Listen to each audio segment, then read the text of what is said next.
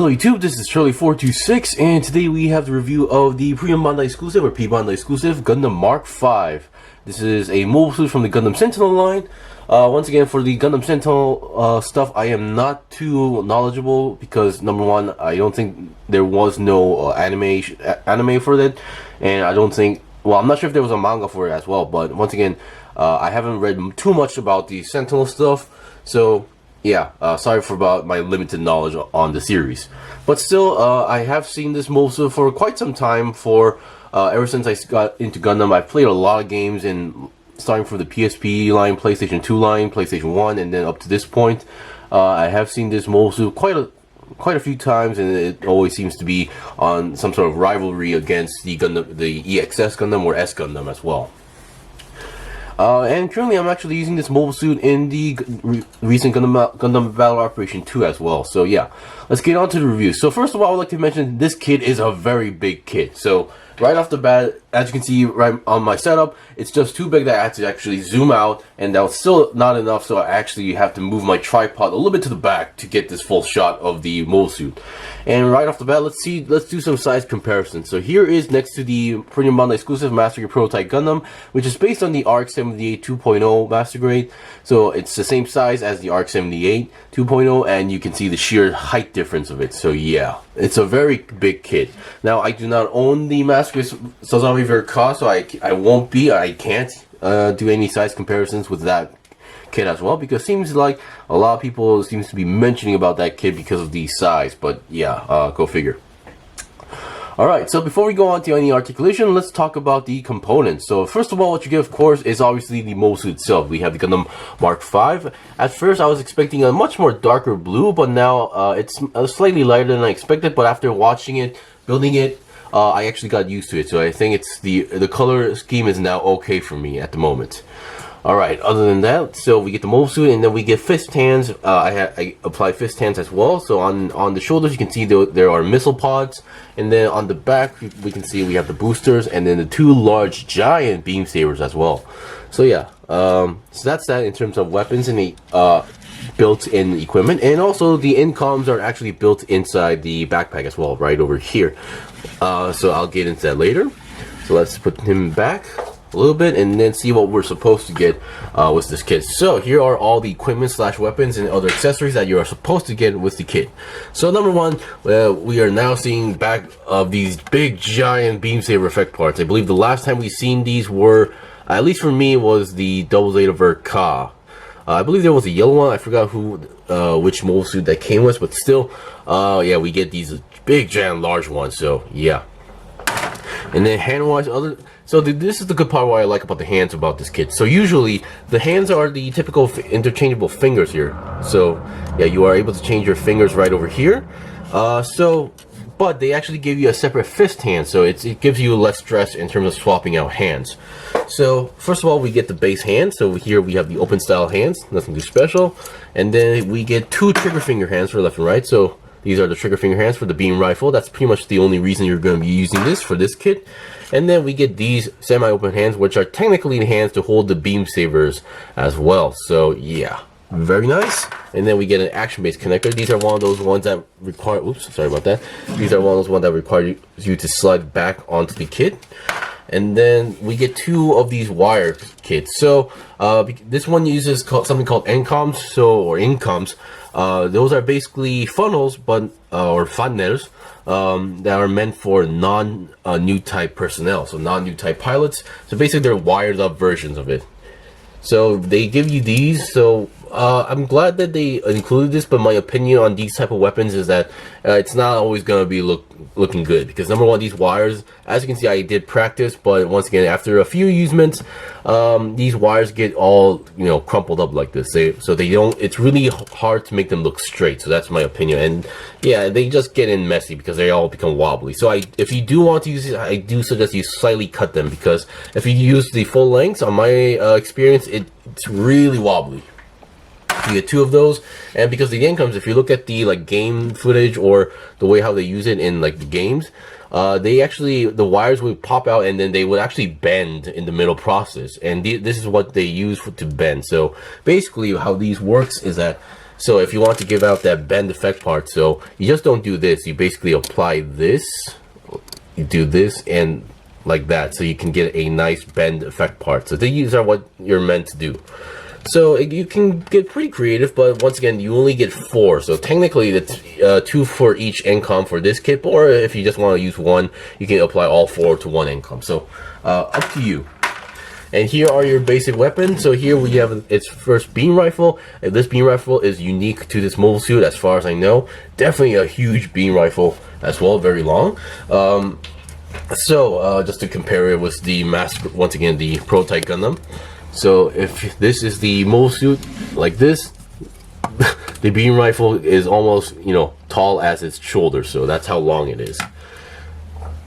So, there are some stickers on this one, so but basically the stickers on this kit is all almost applied to the clear parts on the kit. So you can see there's a sticker here and on the other side as well. Underneath that is also a clear part, and on top of here, once again, we have another sticker, but behind that is also a clear piece as well. So keep that in mind.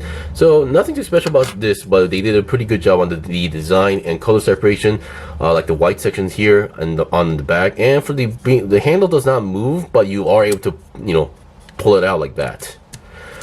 Yep, so that's that. And then we have the shield, a very long shield. So once again, we have these 2 parts where have the stickers, but underneath them is a clear piece as well. So keep that in mind. And I'm really glad, like, they did a really good job on the color separation part. So my biggest concern on this kit was that it could be me who built the HUC Silver Bullet a long time ago. Those kits did have a good amount of stickers, but the white section here, you can see the white and blue are all color separated pieces. Even the sections like beneath the white, they're all color separated pieces. So they did a really good job. Sure, these are stickers, but those are understandable. So yeah, although as a shield, this is a very nice length and, you know, but I don't think this is a efficient looking shield because of the way how, you know, I think it should be much more wider and on this side to make it look more efficient, but still it's a really good shield.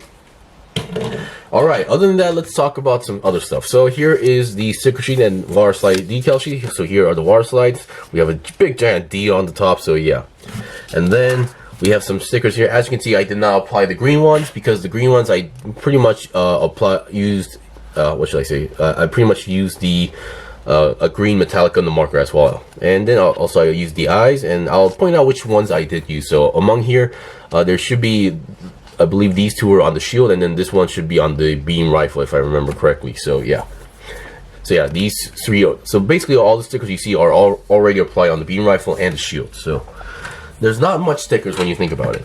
And here we have some leftover polycaps. Yes, this kit does use some polycaps as well. And technically a leftover, but the manual does mention this as a leftover, as a spare. So these are the V-fins for the kit. So these are actually even though they are the V-fins, they are separate pieces on each side, and these are, I would say, the most fragile parts of the kit. So I'm really glad they did give you spares, because while while building the head, you might actually accidentally snap off these parts. So it's really nice to have spares. Alright, so now let's get on to reviews. So let's start from the top, I guess. So here we have the head. Definitely the head is a very unique looking design. Actually, I think I should move there we go. So looking at the head, definitely a unique Gundam head as well. So as I mentioned, the V-fins are separate pieces. As you can see, the forehead on the cameras, these 2 are supposed to be stickers because they're clear pieces, but I just decided to try some metallic green green Gundam marker on them, so as well. But if they don't look good, I can always just apply the stickers on top of it, so no big deal. And on the back, it should be another sticker as well. Well, it's supposed to be, but I once again colored it as well. Alright, so the head can go down that much. That's actually a pretty good down look, and then up is pretty okay. And you do have a extension on the neck as here, so you can extend the neck like that. You get a nice chicken neck movement going on here. And then that doesn't go much to the back for the extension, but still you can go up a good amount. Now 360 twist, I would say it is possible, but just be careful with the V-fins, because as I mentioned, those V-fins are the most fragile parts on this kit, as far as I can tell. Alright, Now looking at the body definitely has an interesting design. Right off the bat, usually we would see vents on the side, but this one even has one, not one, but two big giant vents on the chest. So because this thing has a lot of cooling systems, because of the heat that this produced, we can see a lot of these vents going on here. And we can also flip out the cockpit right over here and reveal the pilot figurine right inside. And you can actually see the 360 cockpit design inside by looking at the red sphere. And let's see, the body articulation was definitely interesting for me. So you can see, as you can see, the top section, not the bottom section with the cockpit, but the top section itself can move on its own. So like this, you can move on its own, like up and down. So just be careful, or just be aware that what parts move, because while you're building this, some parts are just look really weird to the point where you're not sure if this is supposed to move or not. So yeah, I'm gonna slightly tilt it down, and there we go. So that's that for the main body. Now I just want to point out that these two parts on the back, those gray parts, those are not connected to the backpack. Those are connected to the main body. So they may look like they can like move forward and backward, but no, they're actually fixed in place. So don't try to like force move it. They are, not that it won't break, it's just that, you know, just don't get confused by the design of this, because I would have to say definitely a unique design mobile suit. There aren't many mobile suits that look like this when you think about it. Of course, this was based on the Doven Wolf, and there's also the Silver Bullet. While those exist in HDUC, we don't have those in Master Grade. So hopefully with this, we could get a Master Grade of those versions as well. Alright, now looking at the shoulders. So number one, shoulders, as you can see, we have these missile pods. Now, it is your option whether to use these or not, or apply these or not. So, number one, we can actually split these up like that, like in the all the animations that we saw in the games and such. So you can split these up, and the good part is that you can flip open them and reveal red missiles. I really like these kind of small details, because usually when it comes to HUCs, they would just skip on these, or just they would do some parts forming aspects. But this one you can actually open and close. Of course, you can only open both at the same time when they're actually separated. If you actually just like close them up together, then you can't open one of them. Now they don't connect to each other, like there's no metal peg on the between them, but still they just collide with each other pretty well, and they can move side to side together as well. So the articulation on these are pretty good, and if you don't want to use them, you can always just yeah. So the shoulder parts and the arms are actually separated parts, so they're not connected to each other. So the way how they work is that I'm going to be really careful. So yeah, so in the shoulder there's this peg here, and then you have to connect it here. Now they go inside in a specific angle, so be just aware how they go in. And once again, if you don't want to use those, you snap this closed, and then boom, there's no peg to, you know, to connect. So if you don't want to use those missile pods, it's really up to your choice. So as I mentioned, the shoulder and armor is not connected together. So once again, 360 should be possible, and the arms can go forward and backward pretty well. And then they can also, I believe you are able to drop down. Yeah, can drop down as well, and then go up as well. And if you don't have the shoulder armor, I believe you can go slightly up more. But once again, you probably should have the shoulder armor at most times. And then actually, yeah, let's just take this off just for now. And then 360 twist is possible even with the shoulder armor. And then we get a very nice bend going on here. Now this white section here may look like it's popped off, but no, that's as far as I can tell, this is how it's supposed to be going in all the way. I tried pushing it with all my force, and it just did not go in. So, oh well. And then here we have the hole here, which is meant for the shield. So the shield is a mechanism where you slide it in and slide it front, so it locks into place. So those are one of those mechanisms. Alright, and then hands are your typical ball jointed hands. I think I pointed that out. Alright, now before we go to the waist, let's just look at the backpack. Now, because the backpack is definitely unique. So number one, we have these big giant beam sabers. So they may look like they're on ball joints right over here, but no, that's just the way how the design is. So you can forward and backward, go to side. So it moves pretty well, almost like a ball joint, but keep in mind, not a ball joint. And let's see, the backpack here, we have this section here that moves as well. So that just pretty much helps for balance and other reasons. Now, one thing I've noticed is that we have this hole right over here. The manual does not mention anything about this hole as well. And I'm just guessing that maybe this is just a hint / clue about a variant to pop out. But who knows? All right, and then the incomes are stored right on the backpack, as you can see right over here. So in order to pull them out, you have to slide them out and then drop them down, and then you can release the incomes. Come on, there we go. And then this is where you connect the wires, and then you bend them. You basically bend them in 90 degrees, whatever direction you want, and at the end tip, you connect this. So I'm not too crazy about these type of weapons, but yeah, I'm pretty sure some people would love these type of details. And on the manual and on the promo pictures, they also mentioned that you can do this. So these beam sabers are also beam sabers, but on the other end we have this hole here because these are also beam cannons. So what you can do, you can flip this down, go forward like this, and then use them as an extra beam cannon. So these were mentioned in the promo and even mentioned in the manual. So really nice design, although I believe in Gundam Battle Operation 2 these fire in a very different position, but still it's the same weapon. So I say that they did a pretty good job in replicating such features. Now I would like to mention that, like, when it comes to like Gundam designs, or most of the designs, it could be the same mobile suit, but there could be multiple designers regarding that. So we can see like the same mobile suit but designed by someone else, and they could have slightly different details. And I believe Sentinel, like a lot of stuff from these lines could have that differences. So just be aware that this design may not be exactly the same as you remember, because it could be based on someone else's design in the company. Alright, so we've seen the basics on the arms and legs and body, so now let's look at the legs. So the legs, we have this crotch armor, and then as you can see, these white sections here are all color separated pieces. I'm really glad about that, because once again, the silver bullet, for example, these were all stickers, but this one they did a really good job on the color separation here. So first of all, the crotch armor, this doesn't really move that much, but you are able to move it down like that if you want to, you know, protect somewhere else, I guess. But yeah, really nice gimmick here. And now, there we go. For those who built the HUC Silver Bullet or Doven Wolf should know that these parts are not actually connected to the waist, but they're actually connected to the side area. So, they don't actually move to the side too much. This is as far as you can go that I've tested on, because there are some parts that are going to collide if you go more and bend more as well. And then we have a nice thruster going on here, and that's pretty much it. Now, I believe the Silver Bullet, a specific version, was able to pull out beam sabers from here, but I don't think that'll apply to the Mark V. Regarding the legs, we have a nice side swivel going on here, and then I'm really glad this thing does not have that hinge system where you can relocate the legs, because I actually don't like that system as much as I thought. So other than that, because of the overall bulkiness, I think this is why you are able to move these as well, so you can move the legs forward 90 degrees or slightly, or even more. Yeah, you can tell I'm having troubles filming because of the size.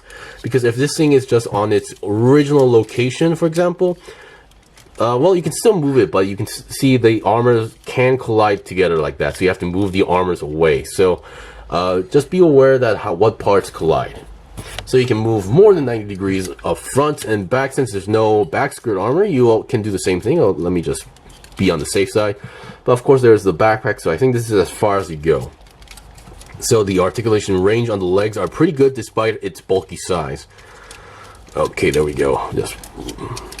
And then the bend. Let's see. The bend is also very stiff, but still works pretty well. Now, I think this could technically bend more, but it's just the design that it's colliding at this point. So you can see these parts are now colliding, so it cannot go more. So, but I think for the size of this kit, I think that's enough.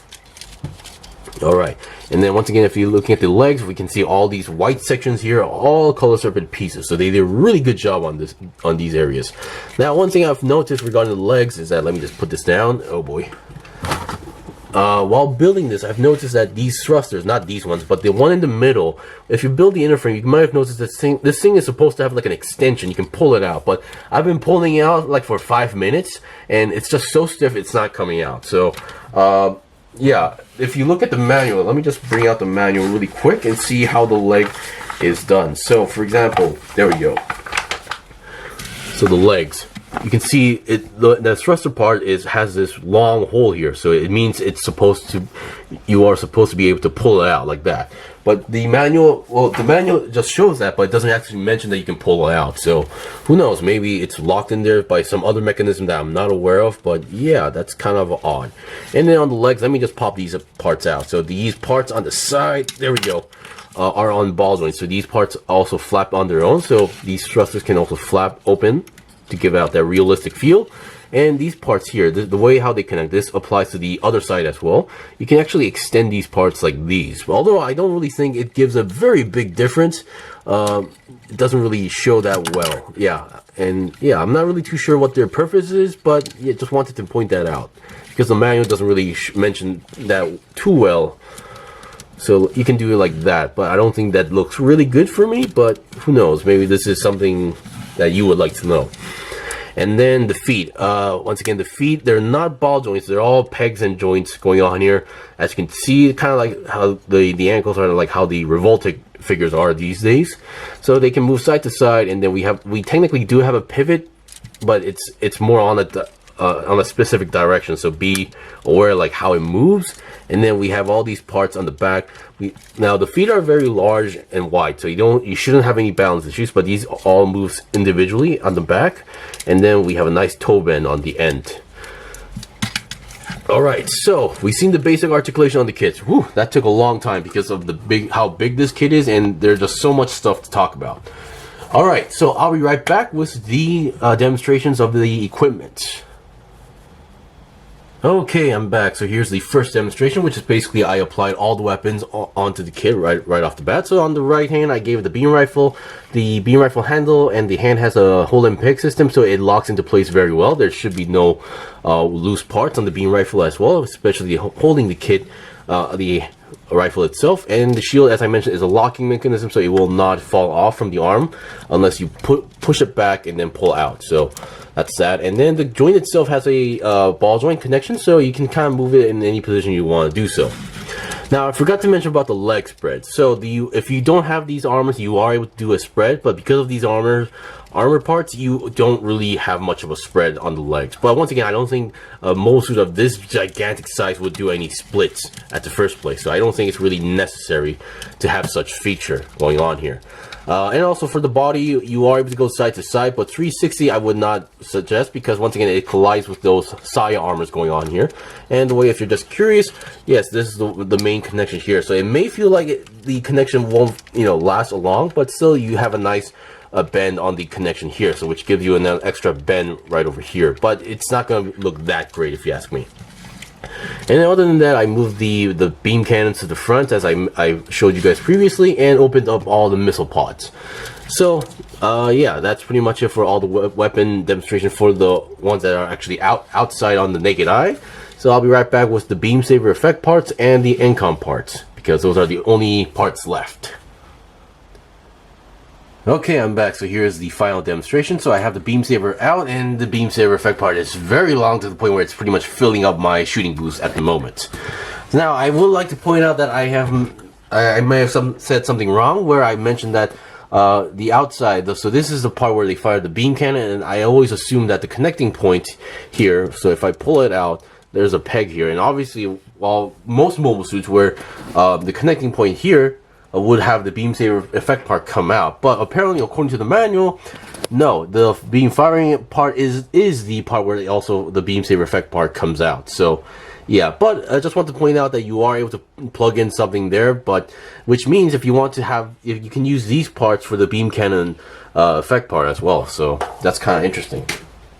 Now for the Incom. So as I mentioned, so this I'm using 3, and I did not cut anything. As you can see, it's a very wobbly feeling, and once again the wires don't do a great job staying straight. So I'm trying to make them look straight, but once again I've already messed up, and the wire looks already janky. So, and it's a very wobbly point, and it's really hard to balance. So I mean, it still works if you have another different wire that actually stays on its shape for better than this. I guess that would work, but with the given ones, they don't look that great. So which is why I barely use these effect parts as well for when it comes to like wireless or wired weapons. But if this is your thing, this could be fun to you, but not for me at least. Anyway, that's pretty much it for the review. So Once again, if you like big master grades, I would highly recommend this. Or if you're a big fan of the Sentinel line, I say this is a really fun kit. There's nothing too wobbly, there's nothing too loose. The build is solid. There's a lot of equipment that you can work with this kit.